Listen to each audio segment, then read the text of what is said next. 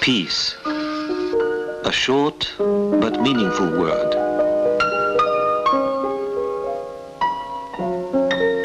People know life and happiness are possible only in peacetime.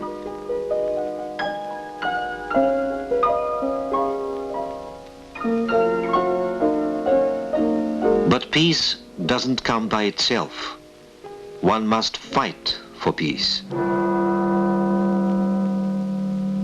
For peace on our planet.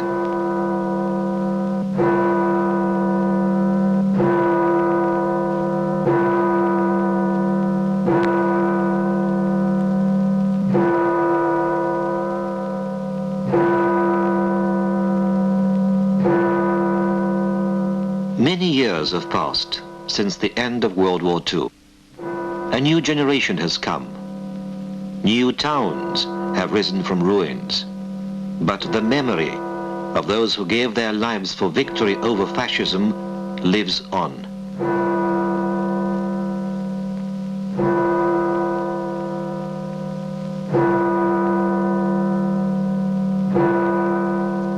Such monuments can be found in many parts of the world. Some are made of marble and bronze. Others are just gravestones, as in the forests of Belarusia. Ask anybody, what do you think of war? And the answer will be, I hate it. We Soviet people know only too well what war means. It means millions of deaths. It means thousands of destroyed towns and villages.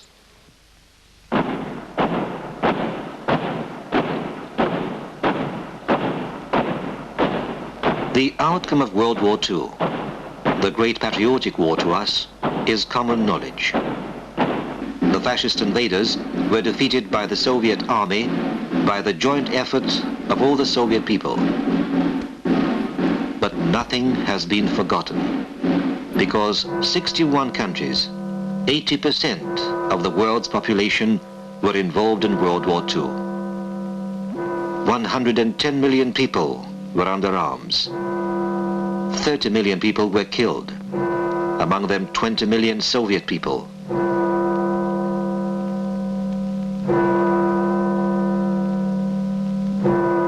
Statistics describe facts in terms of figures. But what figures can describe the grief of just one mother's heart?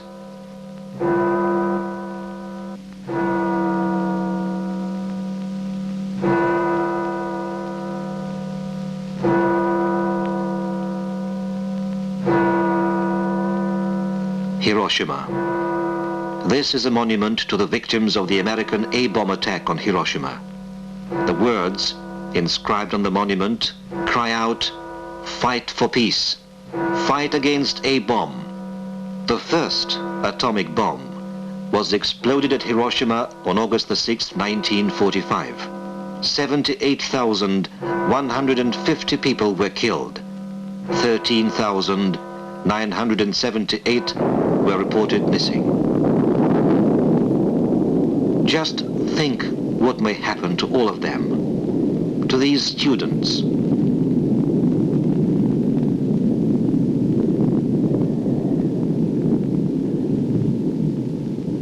to these schoolgirls,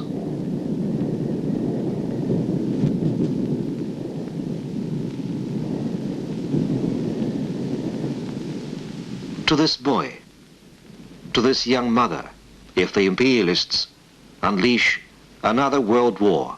Mind you, today there are bombs of a much greater destructive power. No more Hiroshimas, say the people of the world. No to atomic disaster.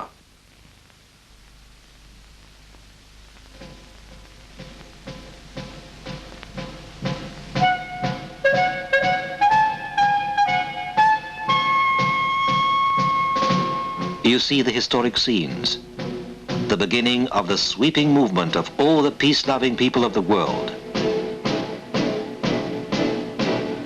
The Stockholm Appeal to ban atomic weapons. The Soviet Union and other socialist countries have taken an active part in this great movement. Millions of people, French workers, German students, Polish mothers, collective farmers from the Ukraine and the Caucasus, builders from Siberia, scientists from different countries put their names under the appeal of the World Peace Council.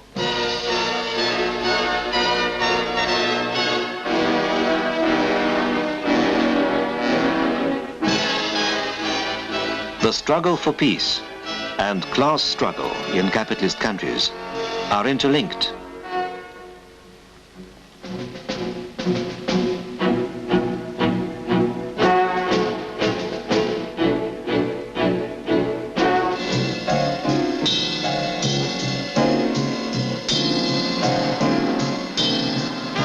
A demonstration can be dispersed.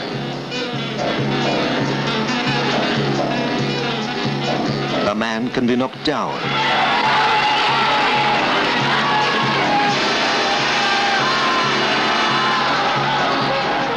Handcuffed.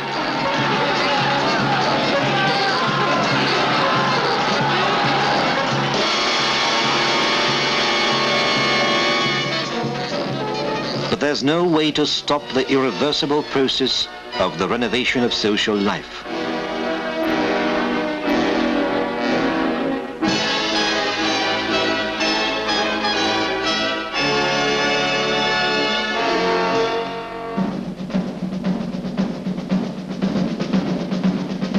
The progressive youth of the world has always been in the front ranks of this struggle.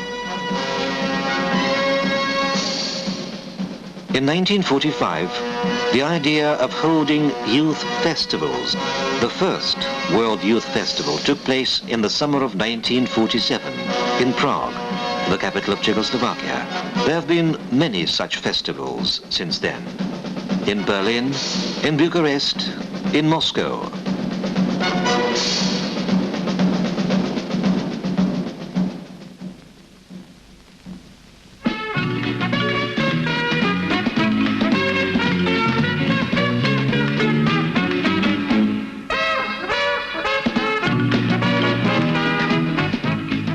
The youth of the planet.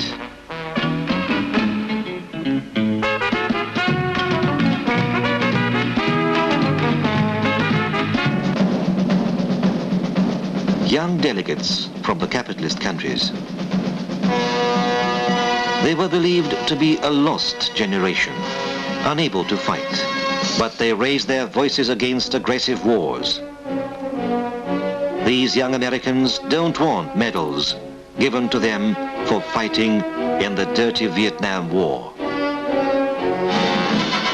The ruling class in the capitalist countries would like all of them to be like these, but the progressive young people join demonstrations of solidarity with peoples fighting against imperialism.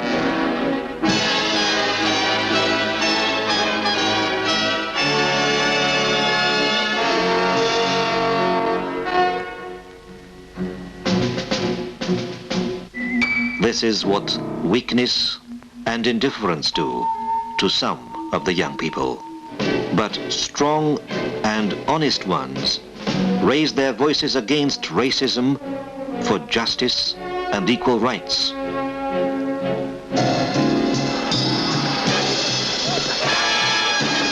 And then in comes the policeman's club.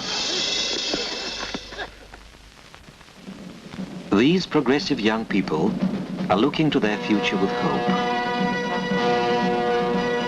They want peace. They want a better world.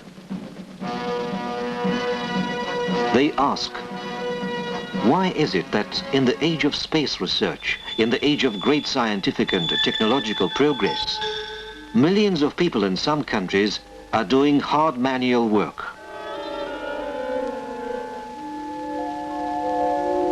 Why is it that tons of foodstuffs are destroyed to raise prices, while 2/3 of the world's population are starving? Why is it that milk is dumped while thousands of people, mostly children, die of starvation every day? Why do dogs have a better life than some of the children?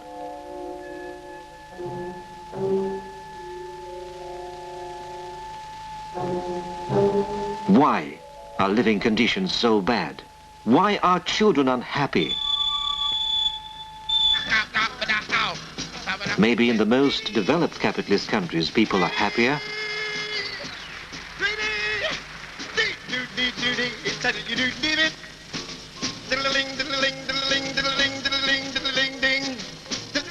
These are only two of the 17.5 million people currently unemployed in the capitalist countries.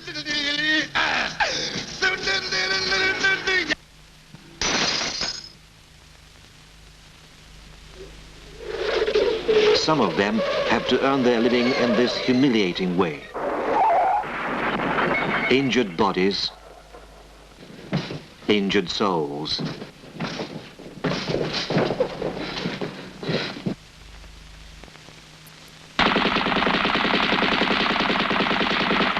Why does the color of a man's skin matter so much in the capitalist world?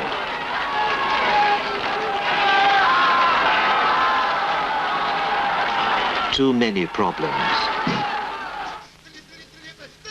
Meanwhile, capitalist monopolies are busy making money.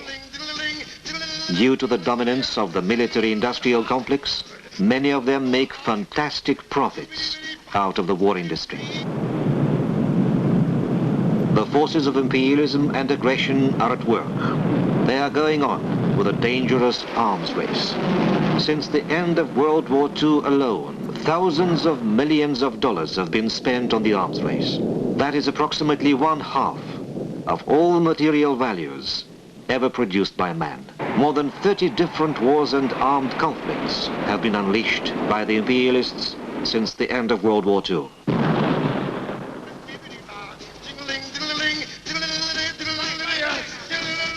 This is how they trample on foreign soil.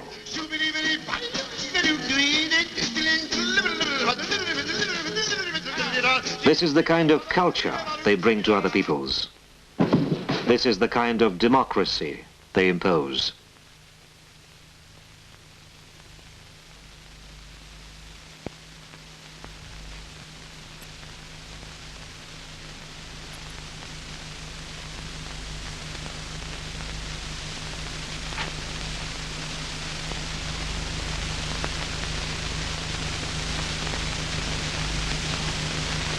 That is why peace fighters on all the continents raise their voices against imperialist aggression, against the arms race.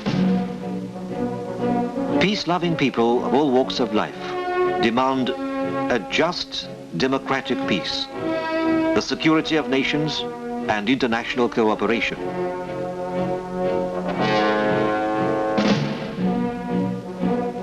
There are different ways to work for peace.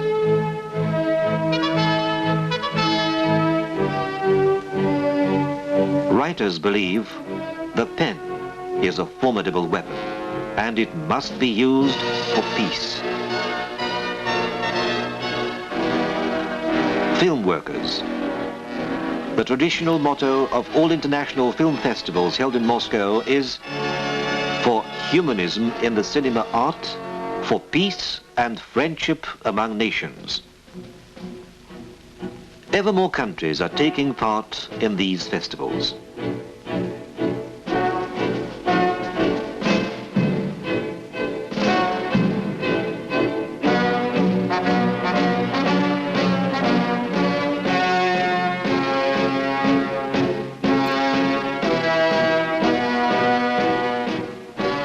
Since Lenin's first decree on peace, our country has been carrying on a peaceful international policy. Peace to the nations was one of the main slogans of the October Revolution. Today, too, the government and the Communist Party of the Soviet Union are tirelessly working to achieve relaxation. All the international forums of peace fighters enjoyed the Soviet Union's support.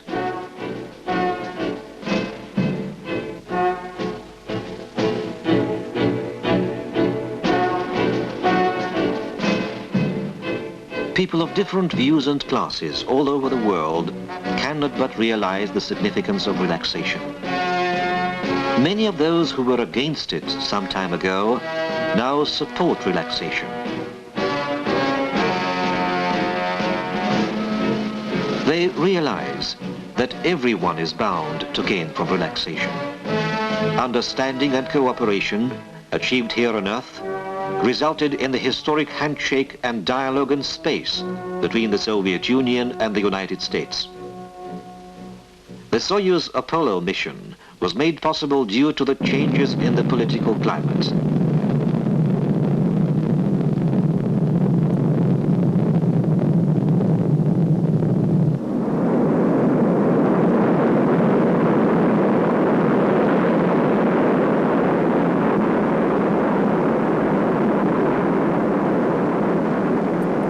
A great deal has been done for relaxation.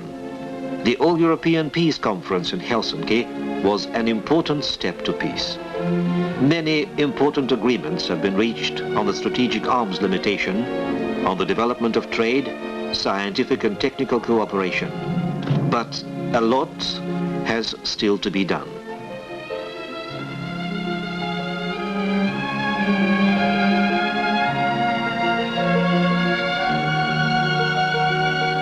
The 25th Party Congress confirmed its adherence to the cause of peace.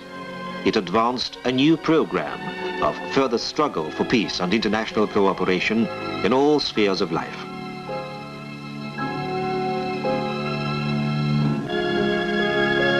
Peace and labor always go together.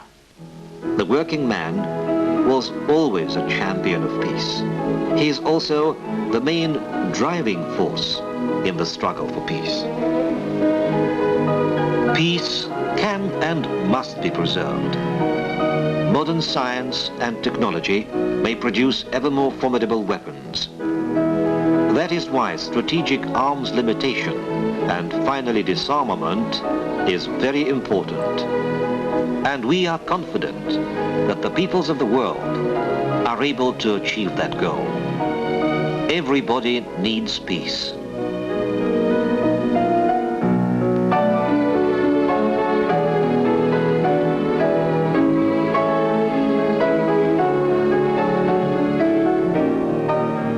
Everybody needs peace. People who work, who explore, who want a better world.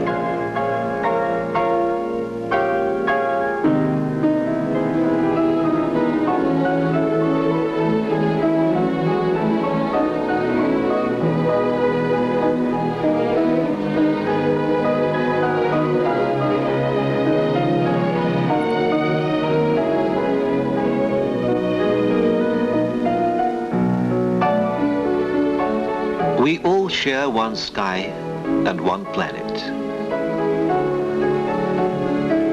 So may it be rich, beautiful, and peaceful.